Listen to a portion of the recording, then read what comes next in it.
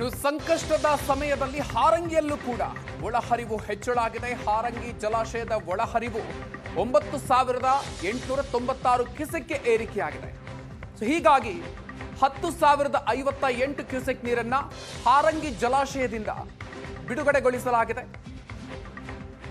ಈ ಮೂಲಕ ಹಾರಂಗಿಯಲ್ಲೂ ಕೂಡ ಒಳಹರಿವಿನ ಪ್ರಮಾಣ ಭಾರಿ ಪ್ರಮಾಣದಲ್ಲಿ ಹೆಚ್ಚಾಗ್ತಾ ಇದೆ. ಕಾವೇರಿ ಕೊಳ್ಳ ಭಾಗದಲ್ಲಿ ಭಾರಿ ಪ್ರಮಾಣದಲ್ಲಿ ಮಳೆಯಾಗ್ತಾ ಇರೋದ್ರಿಂದಾಗಿ ಒಟ್ಟಾರೆಯಾಗಿ ಒಳಹರಿವು 46,000 ಕ್ಯೂಸೆಕ್ ದಾಟಿದೆ ಅನ್ನೋದು ಗೊತ್ತಾಗ್ತಾ ಇದೆ.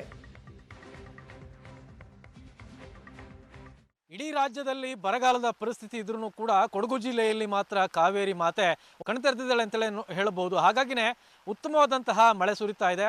ಪರಿಣಾಮವಾಗಿ ಕೊಡಗಿನ ಏಕೈಕ ಜಲಾಶಯ ಆಗಿರುವಂತಹ ಹಾರಂಗಿ ಭರ್ತಿಯಾಗಿದೆ. ನೋಡ್ಬೋದು ಜಲಾಶಯದಲ್ಲಿ ಈಗಾಗಲೇ 2,858 ಅಡಿ ನೀರು ಇದೆ. ಅಂದರೆ 2,859 ಅಡಿ ಗರಿಷ್ಠ ಮಟ್ಟದ ಜಲಾಶಯದಲ್ಲಿ ಈಗಾಗಲೇ 2,858 ಅಡಿ ನೀರು ಸಂಗ್ರಹ ಆಗಿರುವಂಥದ್ದು. ಅಂದರೆ 8.5 TMC ಗರಿಷ್ಠ ಮಟ್ಟದ ಜಲಾಶಯ ಇದು. ಆ ಗರಿಷ್ಠ ಮಟ್ಟದ ಜಲಾಶಯದಲ್ಲಿ ಈಗ 8.104 TMC ಅಷ್ಟು ಅಂದರೆ ಗರಿಷ್ಠ ಪ್ರಮಾಣದಲ್ಲಿ ನೀರನ್ನು ಸಂಗ್ರಹ ಮಾಡಲಾಗಿದೆ. ನಿಜವಾಗ್ಲೂ ಕೂಡ ಇಷ್ಟು ಪ್ರಮಾಣದ ನೀರನ್ನು ಯಾವಾಗಲೂ ಕೂಡ ಸಂಗ್ರಹಣೆ ಮಾಡಿರಲಿಲ್ಲ. ಕಳೆದ ಹಲವು ವರ್ಷಗಳಿಂದನೂ ಕೂಡ ಅಂದರೆ 2018ರಲ್ಲಿ ಯಾವಾಗ ಕೊಡಗಿನಲ್ಲಿ ಪ್ರವಾಹ ಮತ್ತು ಭೂಕುಸಿತದ ಪರಿಸ್ಥಿತಿ ಎದುರಾಯಿತೋ ಆ ನಂತರ 2,852 ಅಥವಾ 2,855 ಆ ಒಂದು ಪ್ರಮಾಣದಲ್ಲಿ ಇರುವಂತಹ ಸಂದರ್ಭದಲ್ಲೇ ನೀರನ್ನು ಹೊರ ಹರಿಸಲಾಗ್ತಾ ಇತ್ತು. ನೋಡ್ಬೋದು ಈಗ ಜಲಾಶಯದಲ್ಲಿ ಎಲ್ಲಿವರೆಗೆ ನೀರಿದೆ ಅನ್ನೋಂಥದ್ದು ಭಾಳ ಸ್ಪಷ್ಟವಾಗಿ ಗೊತ್ತಾಗುತ್ತೆ. ಅಂದರೆ ಜಲಾಶಯದ ಗೇಟ್ಗಳೇನಿದೆ ಬಹುತೇಕ ಇಡೀ ಒಂದೇ ಒಂದು ಅಡಿ ನೀರು ಮಾತ್ರನೇ ಬಾಕಿ ಉಳಿಸ್ಕೊಂಡು ಇಡೀ ಎಲ್ಲ ಜಲಾಶಯವನ್ನು ಸಂಪೂರ್ಣವಾಗಿ ಭರ್ತಿ ಮಾಡಿರೋಂಥದ್ದು. ಜಲಾಶಯದಲ್ಲಿ ಸಂಪೂರ್ಣವಾಗಿ ನೀರು ತುಂಬಿ ತುಳುಕ್ತಾ ಇದೆ. ಸಹಜವಾಗಿಯೇ ಕೊಡಗಿನಲ್ಲಿ ಸಾಕಷ್ಟು ಮಳೆ ಬರ್ತಾ ಇದೆ. ಅದರಲ್ಲೂ ಕೂಡ ಕಳೆದ ಒಂದು 10 ದಿನಗಳಿಂದ ನಿರಂತರವಾಗಿ ಮಳೆ ಬರ್ತಾ ಇತ್ತು.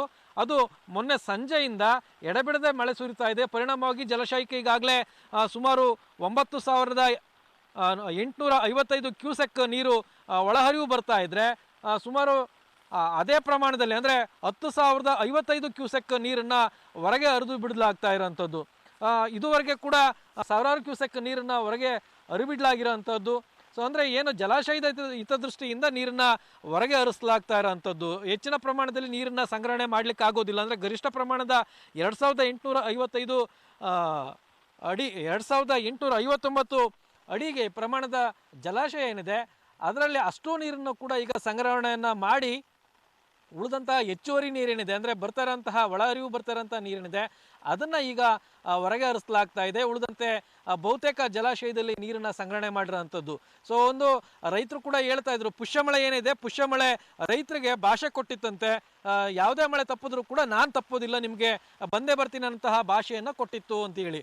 ಸೊ ಅಂದರೆ ಈಗಾಗಲೇ ಕಳೆದ 3 ದಿನಗಳಿಂದ ಸಾಕಷ್ಟು ಪ್ರಮಾಣದ ಮಳೆ ಬರ್ತಾ ಇದ್ದು ಇನ್ನೂ ಕೂಡ ದೊಡ್ಡ ಪ್ರಮಾಣದ